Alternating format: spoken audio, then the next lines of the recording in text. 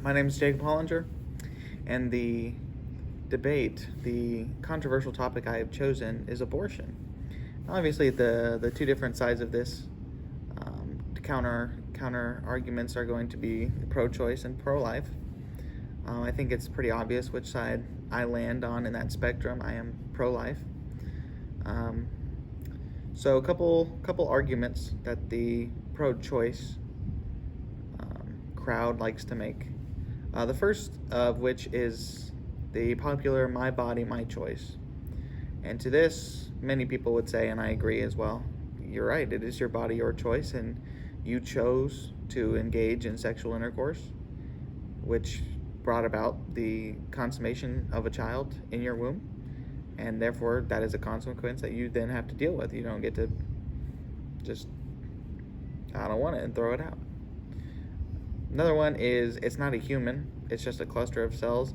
Well, science does not support that. I mean, it is a cluster of cells, but science does prove that from the moment of conception, it is life. Life is created at the moment of conception, and to say that that's not true is just to be ignorant of facts. You know, this is the same crowd that likes to point to science and facts for practically everything else. Evolution, which is just a theory. Many other things such as that. The Big Bang Theory. All of which they want to point to science, but yet when something is an actual factual claim, they would like to ignore it because it fits their agenda.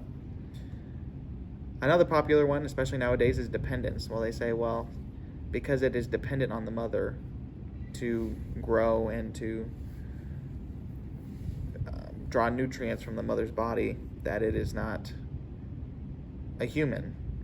And to that, I would say, even after the child leaves the womb, it is still dependent on its mother through a number of different avenues for comfort, food. Many studies have shown that a child, I mean, people can argue that different formulas can replace breastfeeding, but studies have shown that a child that is raised without any comfort or any love from the mother or anyone else in its life will grow up to be socially disabled, socially inadequate in the dynamic world that we live in. So that argument doesn't quite follow, because I mean, I'm 20 years old and I'm still quote unquote dependent on my parents for a number of things, so that doesn't necessarily apply. Another argument is sentience, because a baby doesn't necessarily have sentience in the womb. It doesn't have the ability to create thoughts. Well, what it does have the ability to do is create neural pathways in its brain, and these neural pathways they transfer over to once they're born as well. You see this in whenever a baby is played music in the womb, and then when that music is played outside the womb, they react to it because it is something that they are familiar with.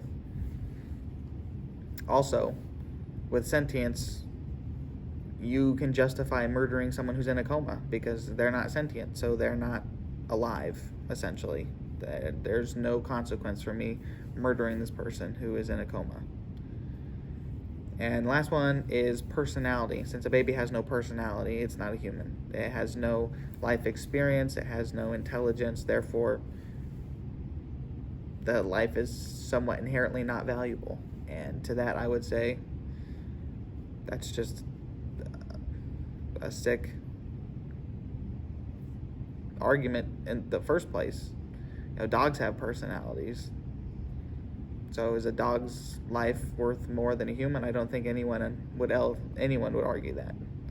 So every argument that they make, you see they pick and choose where they want that argument to apply in the course of their different beliefs over a spectrum, but they are never consistent in the ways that they present evidence across a wide field of topics.